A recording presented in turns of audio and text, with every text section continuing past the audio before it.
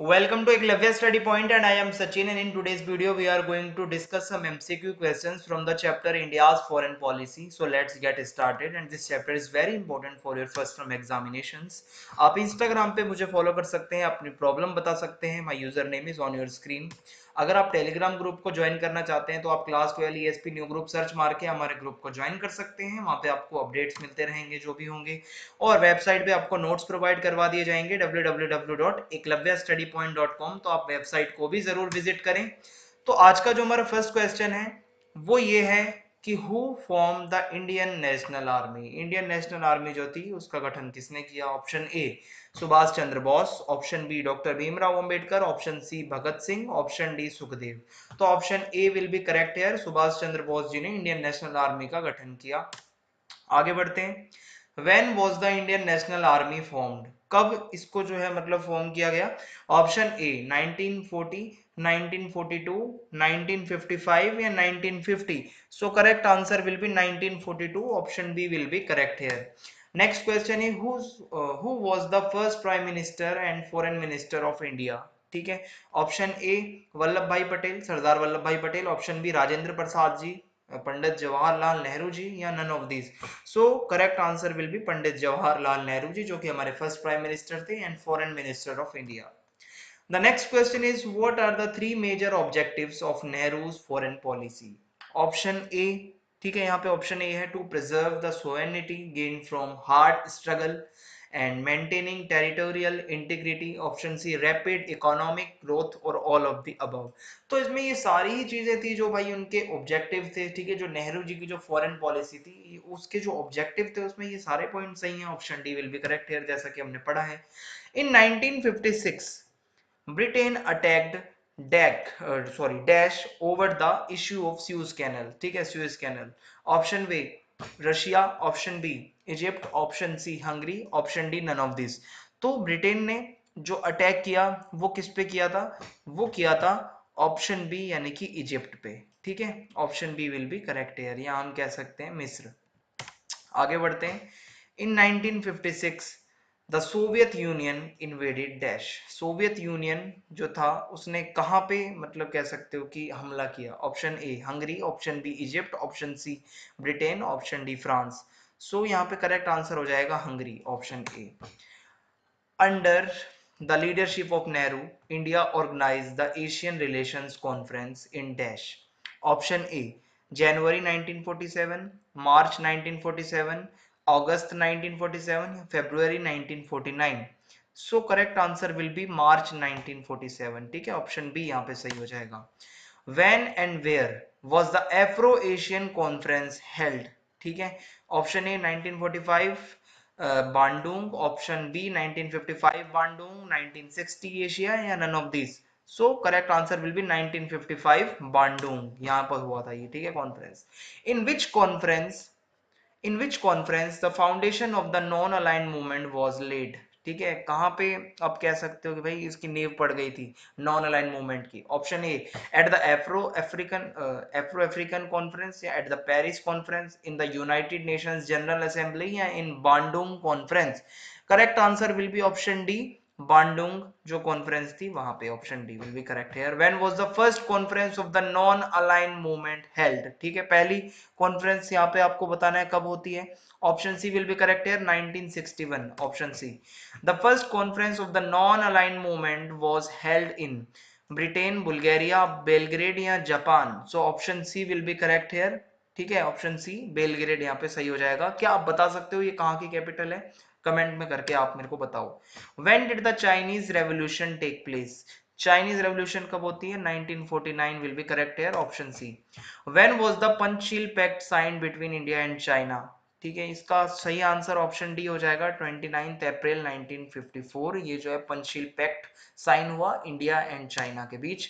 Who led India and China during the Panchsheel pact. जिस time पे Panchsheel pact हुआ था उस टाइम पे इंडिया के लीडर कौन थे, चाइना के कौन थे, आपको बताना है. Option A Deng Xiaoping and Jawaharlal Nehru, option B Chou En Lai and Jawaharlal Nehru, option C Jinping and Jawaharlal Nehru, या none of this.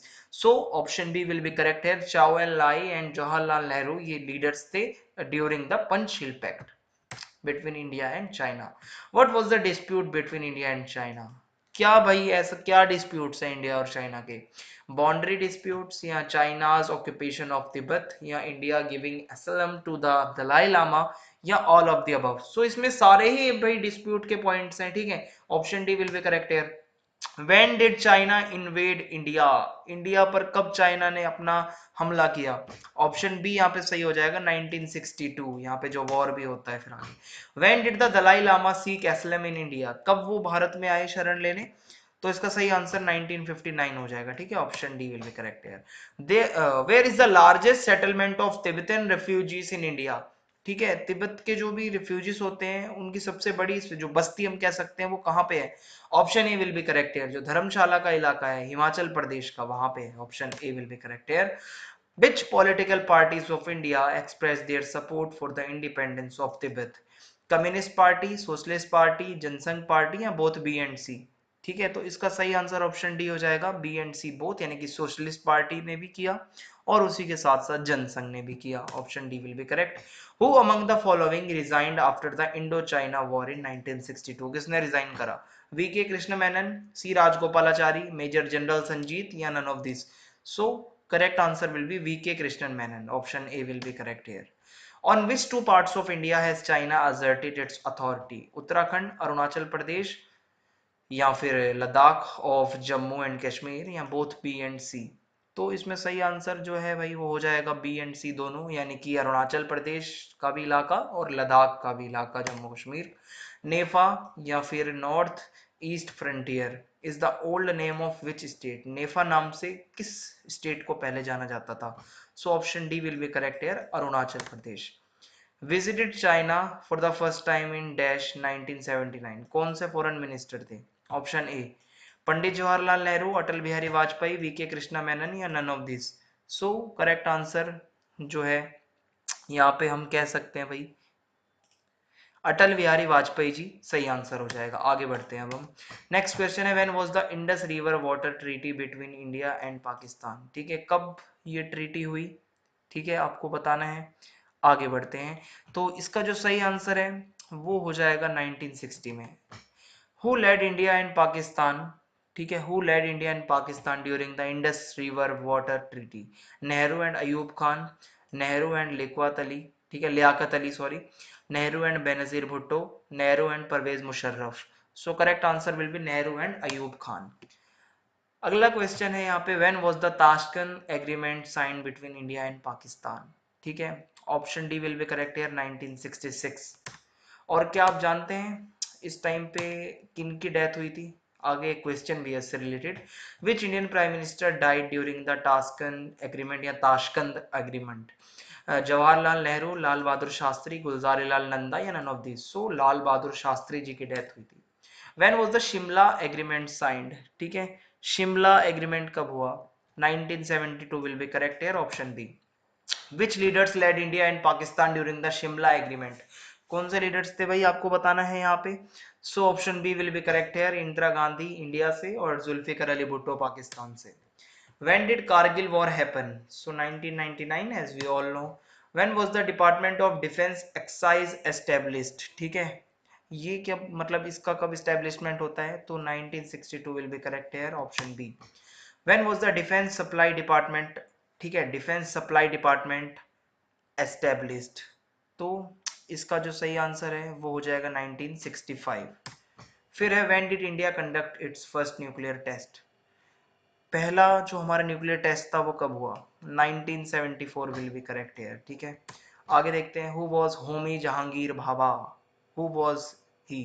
So option C will be correct here, scientist थे वो एक। When did China conduct its nuclear test? China ने कब किया भाई? 1964 will be correct here, option C. When was the nuclear non proliferation treaty brought? ठीक है, हम कह सकते हैं कि भाई कब लाई गई थी जो ये न्यूक्लियर नॉन प्रोलिफरेशन ट्रीटी है? ठीक है, तो इसका जो सही आंसर है भाई वो आपका हो जाएगा option A, 1968।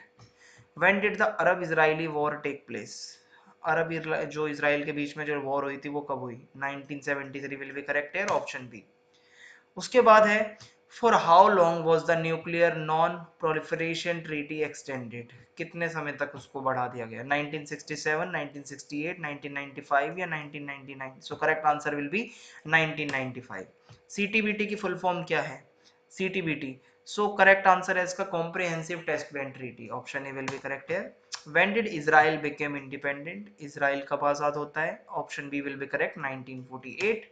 When did the Israel embassy open in India, ठीक है, इजराइल की एम्बेसी कब इंडिया में खुलती है? सो 1992 विल बी करेक्ट है। When did the prime minister of India Narendra Modi visit Israel for the first time, Modi ji कब गए थे भाई इजराइल में? सो 2017 में गए थे, option C will be correct. और प्राइम मिनिस्टर जो थे इजराइल के, वो कब इंडिया में आए, और क्या आप बता सकते हो कौन प्राइम मिनिस्टर आए थे इंडिया में? इसका जो करेक्ट आंसर है वो 2018 हो जाएगा। What is the objective of India's nuclear policy? So option A, weapons for your protection, keeping the peace, not having used a nuclear weapon before, या all of the above। तो ये सारी चीजें सही है कि हम अपनी प्रोटेक्शन के लिए रखते हैं जो न्यूक्लियर, जो हमारे जितने वेपन्स हैं, शांति को भी हम चाहते हैं कि भाई शांति रहे, और हम पहले किसी पे भी इस्तेमाल नहीं करेंगे इसका। इसी के साथ वीडियो हमारी खत्म होती है। चैनल को सब्सक्राइब करना ना भूलें, ज्यादा से ज्यादा वीडियो को शेयर कर दें। Thanks for watching. जय हिंद, जय भारत, धन्यवाद।